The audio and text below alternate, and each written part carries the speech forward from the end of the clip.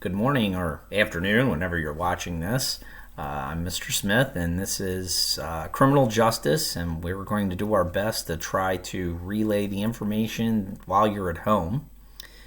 If you remember when we left, we were talking about, we had Death Day, and the coroner and the medical examiner in determining time of death and cause of death, and a suspicious death. Determining a suspicious death, and once a suspicious death is determined by the coroner, the crime scene unit is brought in, and that's when our forensic scientists, also known as criminologists, will begin their work. Now, one of the biggest complaints about this process from television is that it is a quick process that you can just do. It's actually quite the opposite. It's very meticulous, it's very slow, it's a very painstaking process. And it also takes a lot of work by both the police detectives and the scientists to figure out what actually happened. Now, when a crime scene unit is called in, that's after a suspicious death, they are going to try to walk through and document everything that they can. So if they ever needed to recreate the crime scene, they can do so. A lot of that's done through photographs, through video, even sometimes sketching an area to be able to recreate it. They will collect all evidence. They will tag it, package it, obviously having to be very, very thorough with it, making sure they're wearing gloves so they don't contaminate the evidence. One of the biggest things defense attorneys attack is the process of collecting evidence to make sure that it was done. When we get to the O.J. Simpson case, you're going to see that that's obviously something that is attacked very heavily, and really a good argument made by the defense there. So it is very slow. Sometimes a crime scene can take a week, maybe longer, depending on how big the crime scene is. So that part of the television is not true. So let's take a look at some of the different ways that a crime scene is investigated. The first one being the crime scene photographer. Now, again, unlike the television shows, at least in Montgomery County, it is not done by the criminologist. It's actually done by anybody who likes photography. So any one of you who like photography could actually be a crime scene photographer. You get paid what they call per diem or per crime scene. They have a rotation of people that they call, and you'll actually be directed by the detectives on what kind of pictures that they want you to take. There's 3 different angles that they want you to take. Obviously, an overview shot or the entire crime scene as best you can, and then mid-range shots, and then close-up shots. So a lot of pictures are taken so that, again, the criminologists can go back and recreate that crime scene themselves, especially if it's outside. The elements can mess up the crime scene. So they really want to be painstaking about making sure that they get every picture that they possibly can.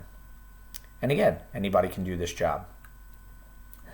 Another job is obviously the fingerprint analyst. Fingerprinting is one of the oldest type of forensics. It's been around for over 120 plus years.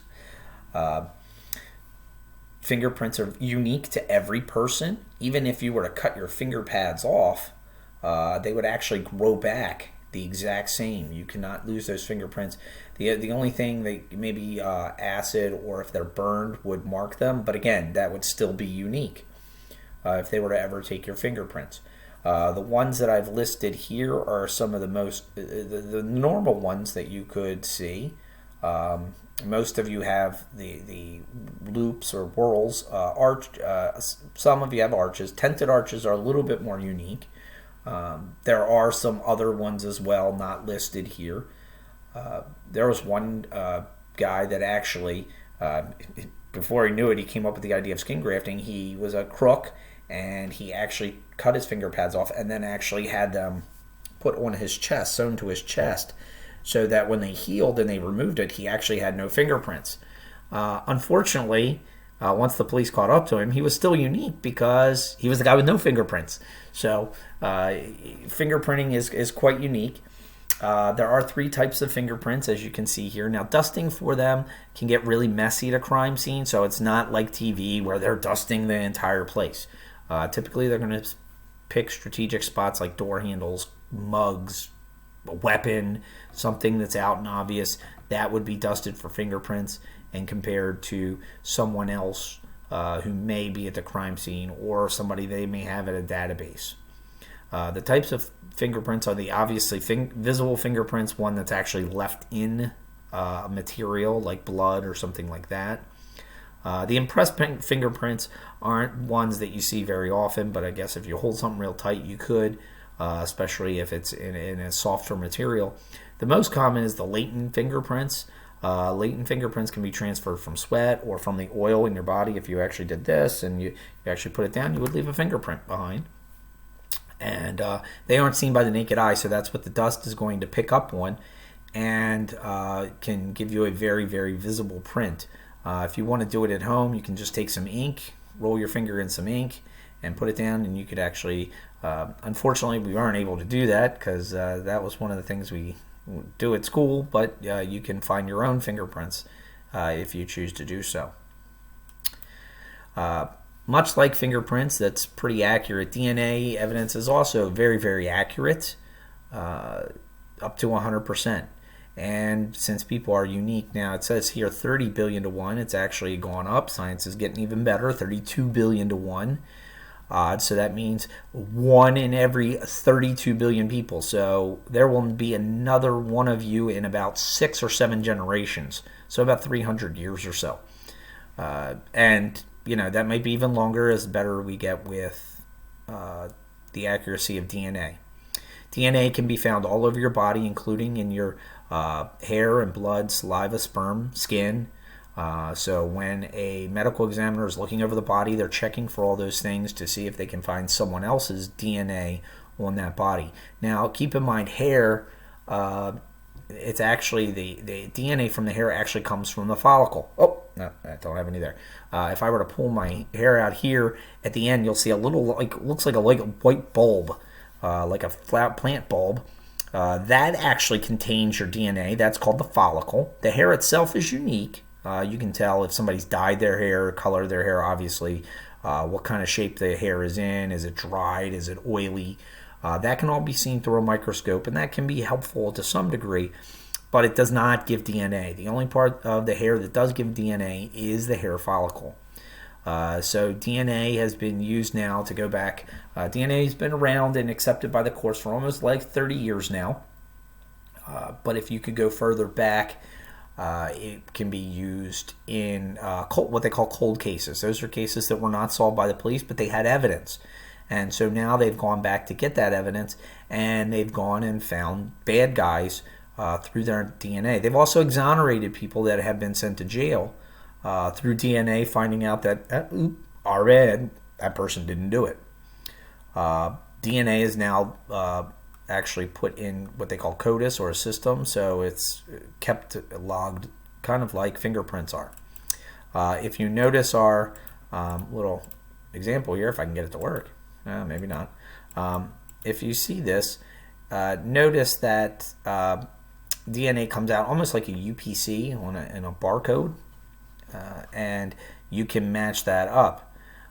In the UPC, notice that we have the crime scene DNA, and then we have the victim's DNA, and then what they do is they match those up. And if I could actually get this to work, which doesn't seem like I'm going to be able to do, you would see that suspect number 1, what they have, the DNA that they have matches what's at the crime scene, so we know that it's suspect number 1 that did it. Blood spatter is another one. That one tends to be kind of gruesome, but blood, believe it or not, how it leaves the body can tell us a lot. And if it's a bloody crime scene, a lot of times it can give us, especially the type of weapon, but it can also give distance. It can give direction. It can, again, help recreate the crime scene for the criminal investigator. One of the biggest things, the low velocity. And notice how this blood is so much closer together, and you have big dots as opposed to the medium or high velocity blood spatter. Notice it's spatter, not splatter. A lot of people get that wrong. It's blood spatter. But in the low velocity, that means that it's probably a handheld weapon, probably with one hand. Could be something like a knife, could be something like a tool, hammer, something like that. It's done with one arm typically. So the human body, only has so much velocity. It doesn't matter how strong you are. It only moves so fast. So the blood tends not to spread out very far. Unlike the medium, where it starts to spread out. See how it's spread out a little bit more there? That's probably from a larger weapon like a bat, a pipe, a long pipe, something like that, that somebody can swing with two hands, and that's a swung weapon. And a lot of times the blood imprint will kind of tell us we'll see that on the next slide, what kind of weapon it is. The high velocity, nothing's like a gun. There's nothing in the human body that can move as fast as the bullet from a gun. So guns are very unique in that you're going to have the spray go out very far, very fast, and you're going to have those small dots. And again, we'll see that the only big dot you'll have is the main central point of the bullet wound. And telling us the weapon is a big part of that. Like I said, really quickly, you can tell immediately which one is our gun. That would be here. Notice the center point here, and then everything quickly spreads out. So the top right is going to have our gun. The medium velocity is probably down here in the lower right. Notice that it's a kind of a straight line, again, like a bat, something to that degree. Here in the middle and over here, these are more of our lower velocity. This would be, they call that, the top left here is what they call the head, and then a tail that comes away from it. That would be something like a screwdriver that somebody's stabbing down. You can see the head. Now the ones in the middle, notice you don't really see much of a head. That's probably more of a knife, same direction, but because you don't have that head like a screwdriver or something, that's going to show up like that. The lower left here, notice this one's a little bit more spread out, a little bit more velocity than the knife or the screwdriver. That is from a hammer. And you can tell the hammer, you can tell a bigger head on it, and then the longer tails that come from it, that's from a hammer. So again, you can tell the type of weapons based on what we've seen. All right, so that's going to conclude our first lesson in forensics. I will try to continue this. Hopefully this works out. This is my second take, so hopefully this time it'll work. But I'll see you in part 2, where we'll discuss some trace evidence and stuff like that.